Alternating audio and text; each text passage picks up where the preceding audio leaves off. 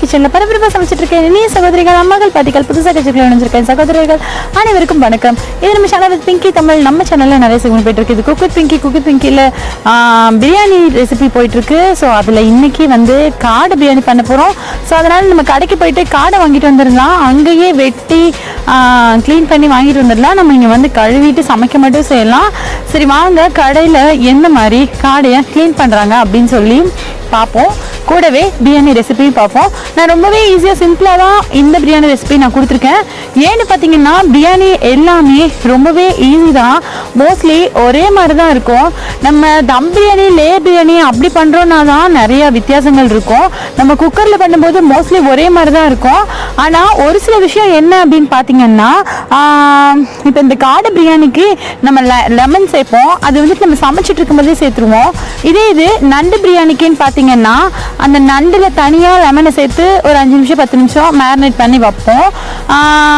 இது இப்போ லாப்ஸ்டர் பிரியாணி அப்படின்னு பார்த்தீங்கன்னா நம்ம சில இதெல்லாம் போட்டு மேரினேட் பண்ணினதை பட்டரில் போட்டு வறுத்துட்டு அதுக்கப்புறமா நம்ம வந்து சமைப்போம். இது இறால் பிரியாணி அப்படின்னு பார்த்தா அது வந்துட்டு மேரினேட் பண்ணி அப்படியே எடுத்து போட்டு நம்ம சமைக்கிறோம். ஸோ இந்த மாதிரி சின்ன சின்ன ட்ரிக்ஸ்க்காக தான் நம்ம வந்து நிறைய அப்லோட் பண்ணுறோம். அதுவும் பார்த்தீங்கன்னா ஒரு சிலருக்கு இது ஜஸ்ட் இப்படி சொன்னோன்னா எங்களுக்கு புரியலை, நீங்கள் ஃபுல்லாக செஞ்சு காட்டுங்க அப்படின்னு சொல்லி கேட்பாங்க. ஸோ அதுக்காக தான் வந்து தனித்தனியாக ஒரு பிரியாணியும் போட்டதே தவிர, மோஸ்ட்லி பிரியாணின்னு பார்த்தீங்கன்னா அந்த ஒரே மாதிரி பேட்டர்ன் தான். தயிர் சேர்க்கணும், இஞ்சி பூண்டு பேஸ்ட்டு சேர்க்கணும், வெங்காயத்தை நீளமாக கட் பண்ணி போடணும். சில இதுக்கு வந்துட்டு நல்லெண்ணெய் சேர்க்கணும், சில இதுக்கு கடலெண்ணெய் சேர்க்கணும், சில இதுக்கு வந்து தேங்காய் பால் சேர்ப்போம், சில இதுக்கு தேங்காய் பால் சேர்க்க மாட்டோம். அப்புறம் பார்த்தீங்கன்னா முக்கியமாக பிரியாணிக்கு வந்துட்டு அந்த புதினா, கொத்தமல்லி, இஞ்சி பூண்டு பேஸ்ட், தயிர் இதுதான் ரொம்பவே முக்கியம். அப்புறம் வந்து அந்த நம்ம ஆட் பண்ணுறோம்ல தாளிக்கிறதுக்கு பட்டை, பிரியாணி இலை, அந்த இதெல்லாம். ஸோ இது மட்டும்தான் நம்ம சாதாரண ஒரு கூட்டாஞ்சோறு வைக்கிறதுக்கும் பிரியாணிக்கும் இது மட்டும்தான் டிஃப்ரெண்ட். ஸோ ரெண்டுமே வந்து மோஸ்ட்லி ஒரே மாதிரி தான் இருக்கும். ஸோ சமையலுங்கிறது ரொம்பவே ஈஸிங்க. சின்ன சின்ன ட்ரிக்ஸ் மட்டும்தான். அந்த சின்ன சின்ன ட்ரிக்ஸை கற்றுக்காம தான் வந்து நம்ம எல்லாத்துலேயும் சொதப்புறது. ஸோ இனிமேல் அந்த சின்ன சின்ன டிப்ஸ் என்ன, இதுக்கு அதுக்கும் என்ன டிஃப்ரெண்ட் அப்படிலாம் மோஸ்ட்லி யாரும் சொல்லியிருப்பாங்களான்னு எனக்கு தெரியல. ஸோ இதுக்கு அதுக்கு என்ன டிஃப்ரெண்ட் அந்த மாதிரி விஷயம்லாம் நான் உங்களுக்கு சொல்கிறேன். ஸோ தெரிஞ்சுக்கோங்க, ஈஸியாக சமைச்சு ஜாலியாக சாப்பிடுங்க. இனி வாங்க நம்ம கடைக்கு போயிட்டு காடை வாங்கிட்டு வந்துடலாம். கோழிக்கு மாதிரி கத்தை யூஸ் பண்ணாமல் காடையை கையிலேயே உடைச்சி அதோட ரத்தத்தை வெளியே எடுத்து அதை வந்து சாக வச்சிடுறாங்க.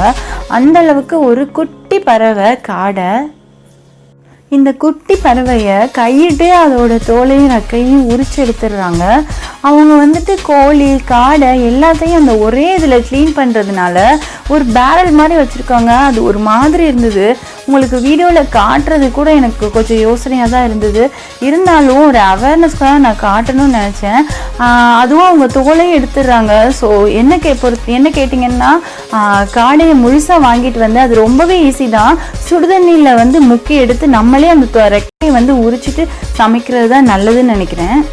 அவங்க வெட்டிகிட்டே இருக்கட்டும், நம்ம காடைக்கறியோட நன்மையை பார்த்துருவோம். முதல்ல பார்த்தீங்கன்னா இந்த காடைக்கறி வந்து நம்மளோட உடலை தேற்றுற ஒரு அருமருந்தாக இருக்குது. அதாவது இந்த காடைக்கறி உடம்பு சரியில்லாமல் படுத்த படுக்கையாக இருந்திருப்பாங்கல்ல, அவங்க தேறி வர்றதுக்கு இது ஒரு நல்ல சிறந்த உணவாக இருந்திருக்கு. அப்போ நாமெல்லாம் நார்மலாக இதை சாப்பிட்டுட்டு வந்தோம்னா எந்த அளவுக்கு ஹெல்த்தியாக இருப்போம்னு நீங்களே யோசிச்சு பாருங்க.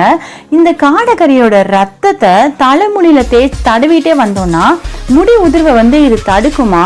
வழுக்க விழுந்த இடத்துல புதுசா முடி முளைக்கிறதுக்கு இந்த காடையோட அந்த எலும்பை வந்து நம்ம சுட்டு கறியாக்கி அதை எண்ணெயில போட்டு காய்ச்சி அதை தடவிட்டே வந்தோம்னா அந்த வழுக்க விழுந்த இடத்துல கூட புதுசா முடி முளைக்குமா?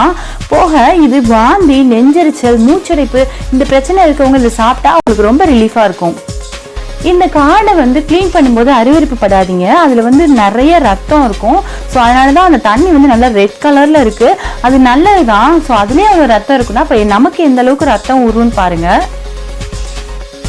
நான் ஏன் இப்படி சொல்கிறேன்னா, நான் க்ளீன் பண்ணும்போது எனக்கே ஒரு மாதிரி தான் இருந்தது. ஆனால் இப்போ ஒரு வாரத்துக்கு முன்னாடி நான் ஒரு vlog போட்டிருந்தேன். அதில் வந்துட்டு பிராய்லர் கோழி எப்படி வந்து நம்ம க்ளீன் பண்ணணும் அப்படின்னு சொல்லி நான் வந்து அதில் இன்க்ளூட் பண்ணியிருந்தேன். ஸோ அதில் பார்த்தீங்கன்னா அந்த பிராய்லர் கோழியை கட் பண்ணும்போது அதுலேருந்து அந்தளவுக்கு பெருசாக ரத்தமே வரல. ஆனால் இது குட்டி கோழியாக இருந்தாலும் இவ்வளோ ரத்தம் வருது. ஸோ நமக்கு எது நல்லது அப்படின்னு நம்ம இதுலேருந்தே தெரிஞ்சுக்கலாம். ஸோ மோஸ்ட்லி வந்து பிராய்லர் கோழியை அவாய்ட் பண்ணுறது நல்லது. எனக்காவது ஃபன்னுக்காக ஜாலிக்காக சாப்பிட்றதுல ஒன்றும் தப்பில்லை. இப்போ வந்து காடை நான் வந்து நல்லெண்ணெய் ஊற்றிருக்கேன். ஏன்னு பார்த்தீங்கன்னா காடை வந்து ரொம்பவே சூடு. ஸோ சின்ன வெங்காயம் வெந்தயமும் நல்லெண்ணெயும் இதுக்கு ரொம்பவே நல்லாயிருக்கும் ஃப்ளேவர். நான் சட்டி சூடானதுக்கப்புறம் நல்லெண்ணெய் ஊற்றிருக்கேன், கொஞ்சம் அதிகமாகவே ஊற்றிருக்கேன். ஸோ அதுக்கப்புறம் நம்ம எப்பவும் பிரியாணிக்கு யூஸ்வலாக யூஸ் பண்ணுற பட்டை, கிராம்பு அந்த மாதிரி ஐட்டம் எல்லாமே போட்டிருக்கேன். நான் ஸ்டார்டிங்கில் வந்து நான் சொல்லியிருப்பேன் இந்த பூவோட பேர் என்ன அப்படின்னு எனக்கு தெரியல, நான் எங்கள் அம்மாட்ட கேட்டுட்டு சொல்கிறேன் அப்படின்னு சொல்லி. இது வந்து ஜாதி பத்திரி பூவாம். இந்த பூ வந்து பிரியாணிக்கு ரொம்பவே நல்லாயிருக்கும். ஸோ நீங்கள் வந்து கடையில் வந்து கேட்கும்போது ஜாதி பத்திரி பூன்னு சொல்லி கேட்டு வாங்கிக்கோங்க. நான் வந்து நான் வேறு ஒரு டிஷ் செஞ்சது போக மிச்சம் கொஞ்சம் ஒரு பாதி பெரிய வெங்காயம் இருந்ததுனால அதையும் கட் பண்ணி கொஞ்சம் சின்ன வெங்காயம் ஆட் பண்ணியிருக்கேன். பட் ஆனால் இது ஃபுல்லாகவே சின்ன வெங்காயத்தில் செஞ்சோம்னா ரொம்பவே நல்லது. சின்ன வெங்காயம் வந்து நல்ல டேஸ்ட் கொடுக்கும் வேறு. அது நல்லா வதங்கினதுக்கப்புறம் நான் வந்து கருவேப்பிலை போடலை. ஸோ அதனால் நான் இப்போ இந்த ஸ்டேஜ்லேயே கருவேப்பிலை ஆட் பண்ணிக்கிறேன். கருவேப்பிலை எண்ணெயில் போடாமல் இந்த மாதிரி போட்டோம்னா தான் அதில் உள்ள நன்மைகள் எல்லாமே நமக்கு வந்து கிடைக்கும். ஏன்னு பார்த்தீங்கன்னா கருவேப்பிலை எண்ணெயில் போட்டோம்னா அதில் உள்ள அந்த ஃப்ளேவர்ஸ் எல்லாமே அந்த எண்ணெயோட போயிடும். ஸோ அது வந்து பொரிஞ்சிடும். ஸோ அதில் அந்தளவுக்கு பெருசாக எதுவும் நமக்கு இருக்காது. இந்த மாதிரி இருக்கும்போது அது வந்து நல்லா பச்சையாகவே இருக்கும். ஸோ இதில் இஞ்சி பூண்டு பேஸ்ட்டு போட்டு அதை நல்லா வதக்கிக்கோங்க. பச்சை வாடை போயிடணும் இஞ்சி பூண்டு பேஸ்ட்டுக்கு. எப்பவுமே சமையல் வந்து இஞ்சி பூண்டு பேஸ்ட்டோட வாடை வந்து இல்லாமல் இருக்கணும். ஸோ இப்போ வந்து நான் மசாலாஸ் ஆட் பண்ணிக்கிறேன். எப்பவும் போல் கரம் மசாலா, மஞ்சத்தூள், மிளகாத்தூள் அவ்வளோதான் நான் ஆட் பண்ணியிருக்கேன். ஸோ அந்த பிளேட்டில் இருந்ததுனால அது கொஞ்சம் தண்ணி ஊற்றி அலசிருக்கோம்.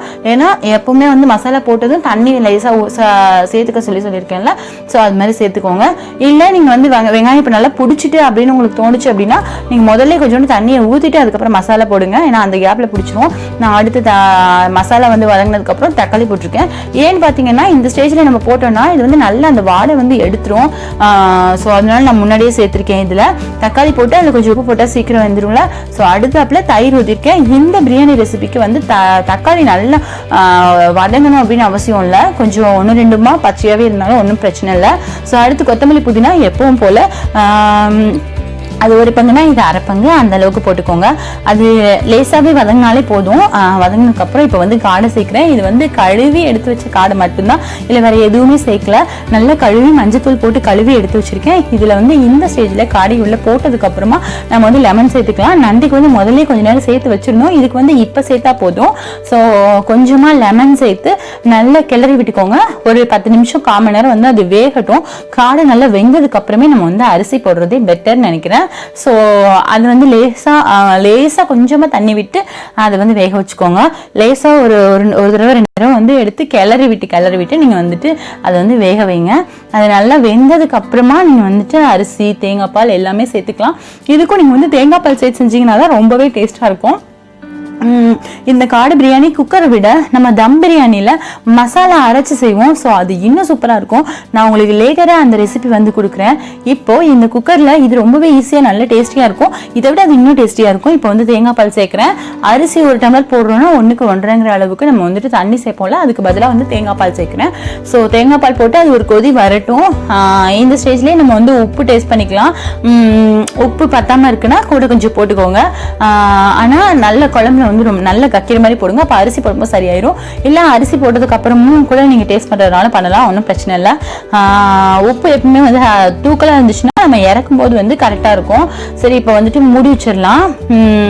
1-2 விசில் வர்ற மாதிரி பார்த்துக்கோங்க. சிம்மில் வச்சிங்கன்னா 1 விசில் போதும். இல்லை ஹை ஃப்ளேமில் வைக்கிறீங்கன்னா 2 விசில் விட்டுக்கோங்க. இது கடைசியாக பார்த்தீங்கன்னா இந்த இது பண்ணினீங்கன்னா நல்ல கமகமான்னு இருக்கும். இது வந்து நல்லெண்ணெய், செக்கெண்ணெய், நல்லெண்ணெய். ஸோ மேலே லைட்டாக விட்டு நீங்கள் வந்து அப்படியே மூடி வச்சுக்கோங்க. ஏன்னா நம்ம லாஸ்ட்டில் சில இதெல்லாம் எண்ணெய் சேர்ப்போம், இல்லை பொரிச்சு வெங்காயம்லாம் சேர்ப்போம்ல, அது மாதிரி இதுக்கு வந்துட்டு நீங்கள் நல்லெண்ணெய் சேர்த்திங்கன்னா நல்லாயிருக்கும். இப்போ ஒரு விசில் வந்துருச்சு. இனி ஆஃப் பண்ணிடலாம். விசில் நல்லா இறங்கினதுக்கப்புறம் நம்ம வந்து திறந்து பார்த்துடலாம். திறந்த உடனே கண்ணா பின்னாடி கிளறிடாமல் பொப்புனாப்பில் பொறுப்பாக கிளறணும். ஏன்னு பார்த்தீங்கன்னா இது நான் யூஸ் பண்ணுறது இப்போ டெய்லி நான் பிரியாணி செய்கிறதுனால இதை வந்து கவனித்தேன். ஸோ நான் வந்து லேசாக தான் கிண்டுவேன். ஸோ அப்போ வந்து ஏதோ கொலன்னு இருக்க மாதிரி தான் இருக்கும். ஆனால் கொஞ்சம் லேசாக ஆறுனதுக்கப்புறம் பார்த்தா கொஞ்சம் நல்லா அப்படியே பொழுன்னு ஆயிடுது.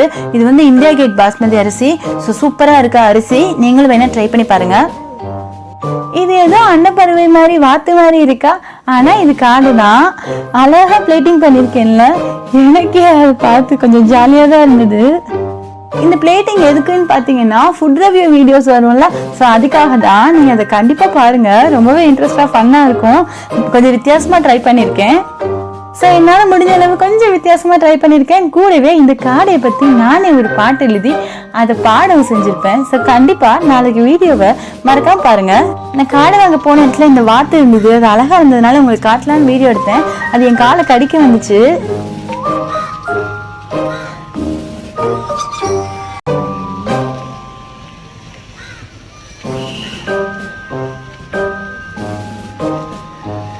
இந்த வீடியோ கொஞ்சம் இறைச்சலாக இருக்கிற மாதிரி உங்களுக்கு தோணும். அந்த வாத்து வந்து இப்போ கத்துச்சு. ஸோ அது உங்களுக்கு கேட்கணுங்கிறதுனால நான் அப்படியே விட்டுட்டேன், எடிட் பண்ணலை. ஓகே மக்களே, ஏன்னா உங்களுக்கு பிடிச்சிருந்தா என்னோட வீடியோஸ் தொடர்ந்து பார்க்கணும்னு நினச்சிங்கன்னா கீழே இருக்க சப்ஸ்கிரைப் பட்டனை கிளிக் பண்ணி சப்ஸ்கிரைப் பண்ணிக்கோங்க. கூடவே பக்கத்தில் இருக்க அந்த பெல் ஐக்கானை கிளிக் பண்ணிட்டீங்கன்னா நான் போட வீடியோஸ் உங்களுக்கு உடனே நோட்டிஃபிகேஷன் வந்துடும். கூடவே லைக் ஷேர் கமெண்ட் பண்ணி நினச்சிங்கன்னா அதையும் மறக்காம பண்ணிடுங்க. தேங்க்ஸ் ஃபார் வாட்சிங். See you soon in another video. Best. Bye.